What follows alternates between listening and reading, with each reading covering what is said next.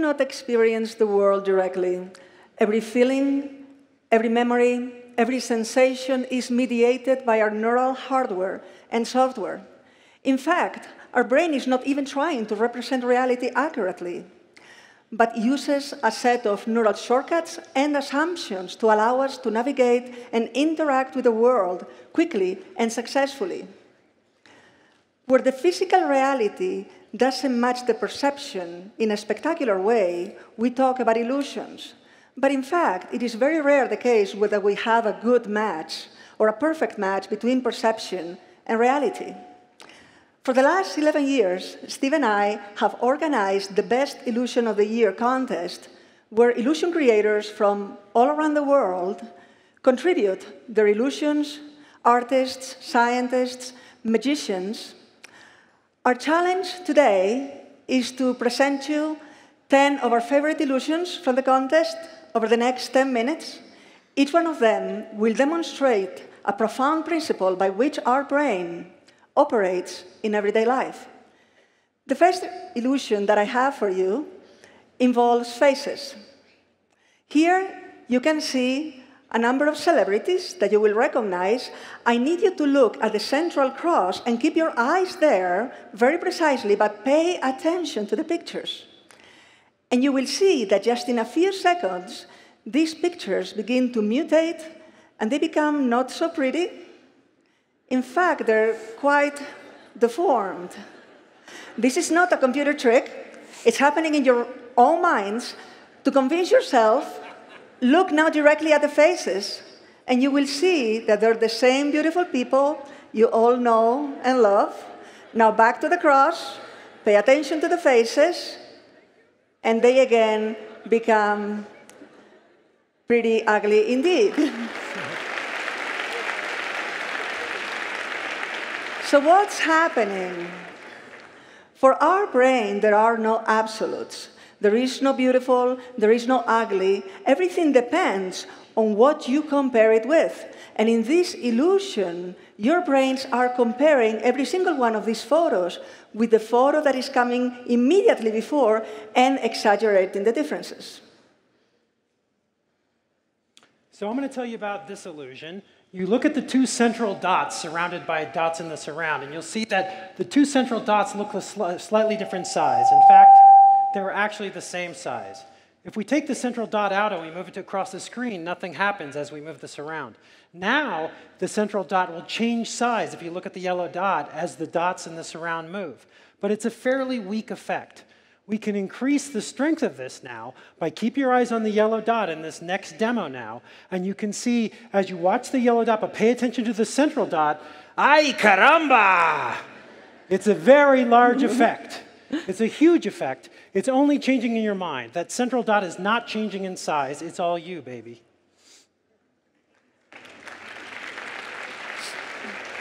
So you can see that whether we're talking about beauty, we're talking about size, everything depends on what you compare it with. This is one of the principles that our brain uses to organize our perception. Another principle is to come up with a lot of information that we make up in the absence of visual cues. Here we have 3 patches of gray. There is not much to look at, but we're going to add just a little bit of context by changing the angle between the 3 patches. And already you can see that we start getting some kind of information. Maybe we see some 3D already happening. What if we add 3 Pac-Man? Now there is an illusory triangle that is happening in your own brains. The triangle does not exist in reality. And if we change again the angle between the patches of gray, now the triangle becomes a pyramid and then becomes a triangle again. So we have a very complex percept with just minimum visual information. This illusion is an illusion about adaptation and after images. So you can see 2 identical stars here, one on the left and one on the right. Now the star on the left is made up of both of them are made up of a pink star and a green star at different angles. Now, as you look at the one, say, on the left, and just stare at it. When it turns off, you'll see that the background has a shape in it, and that shape is filled with color. That's an after image. You'll notice that the one on the opposite side of the screen has a different color.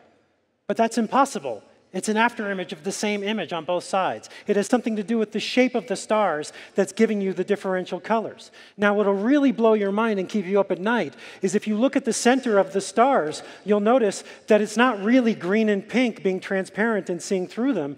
It's really just a gray field there. There was never any color in the center of this star. Yet you're seeing individual stars in your after image be pink or green. Your brain is filling that in completely on your own. Our brains need to handle visual ambiguity all the time, and ambiguity is indeed critical to many illusions, such as this one here.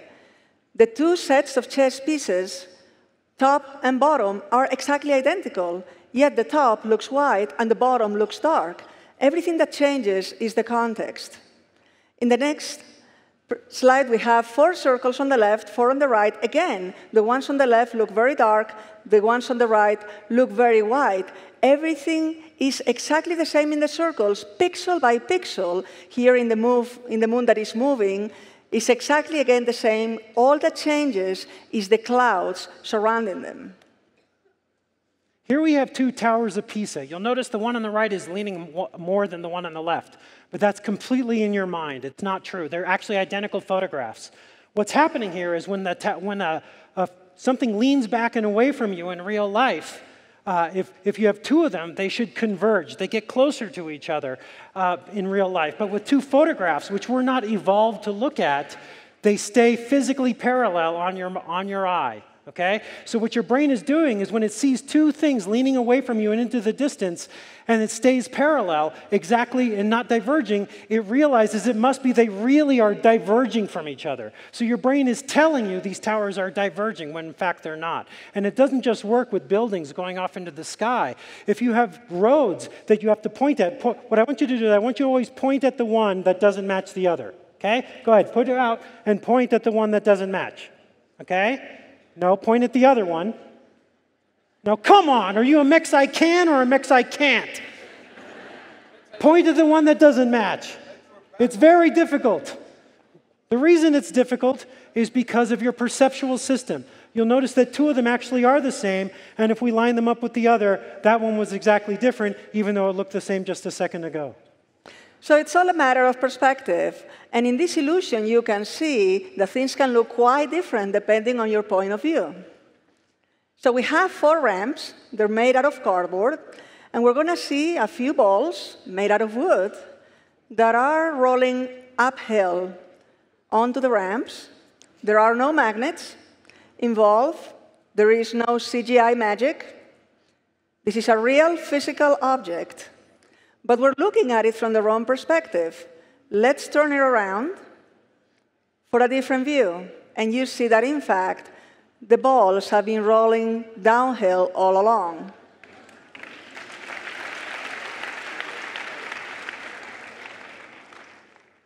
Here we have a donut of blinking, changing color dots. If you look in the center, you'll notice that when the donut turns, the blinking stops. And then it starts again when the turning begins again. It's actually not true. The blinking's happening all the time. You're just not seeing it because if you look in the center, when the thing turns, your attentional system of your brain is paying attention to the motion and not the blinking. And one of the things that we've noticed in our research about the brain with our colleagues is that the attentional system can only pay attention to one thing at a time. You can't do multitasking. So when you pay attention to the turning, you can't see the blinking. Now, to prove it to yourself, look at one of the blinking dots and just pay attention to that as it turns, and you'll see that it keeps blinking the whole time. But you couldn't see it when you weren't paying attention to that.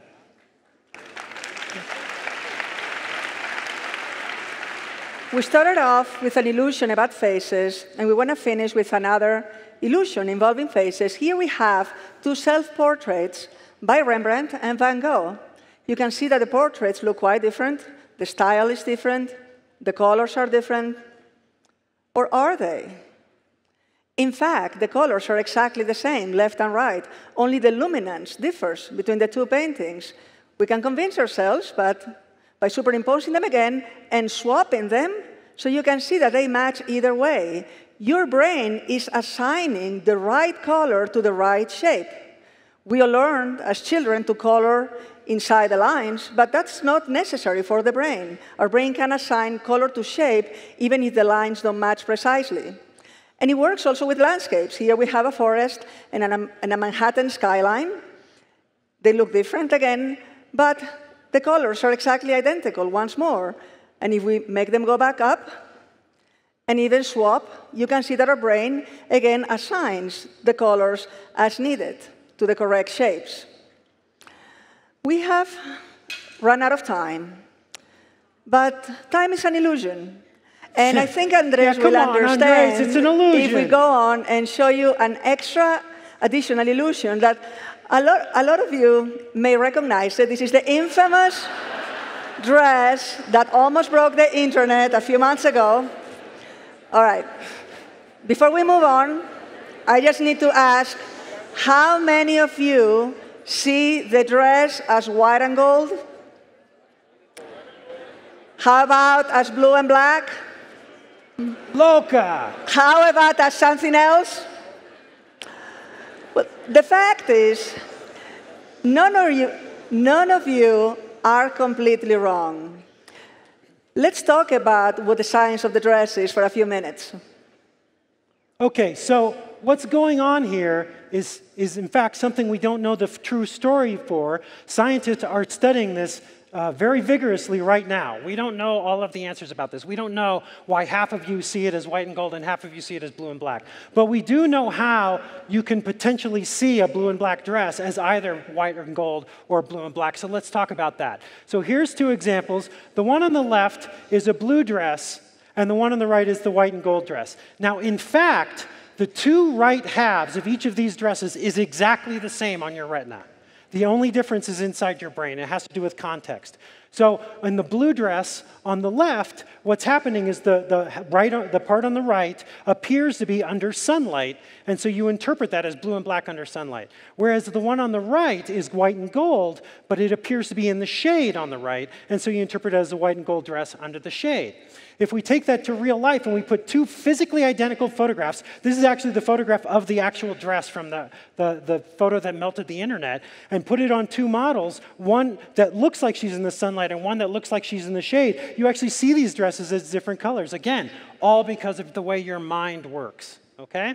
Now, what this means is that if we take a blue and black dress and under white lighting, it's unambiguously blue and black, and now we put it under a blue light source like the sky, or a yellow-white source like the sun, then you can see that the one that's under the sun is the thing that can be ambiguous. Now, why does that happen? It happens because our color vision, our eyesight, only developed to see color under the sunny sky. We only could see color during the daytime throughout all of history up until a few hundred years ago. Okay? So we actually have neural systems that are there in order to discount blue light from the sky and yellow light from the sun in order to see things more accurately. And that's why this particular dress melted the internet. Some illusions are impossible to overcome. Even if we know intellectually that a certain object is a different color or a different size than what we see, we still struggle to see it any other way. The illusion is hardwired into our neural architecture. So perhaps, however, it's not important that we try to overcome illusions. They're doing some important things for us. They make us quicker, more efficient. They increase our focus. What's the point? The point is that even if there are certain limits to how much we can change our perception, understanding what those limits are and the neural mechanisms that produce them is very important, because once we know, we can apply the same loopholes to make ourselves more productive, more successful, and even happier in our everyday lives. To the brain, the same exact object can look pitch dark or blindingly white. Is your glass half empty or half full?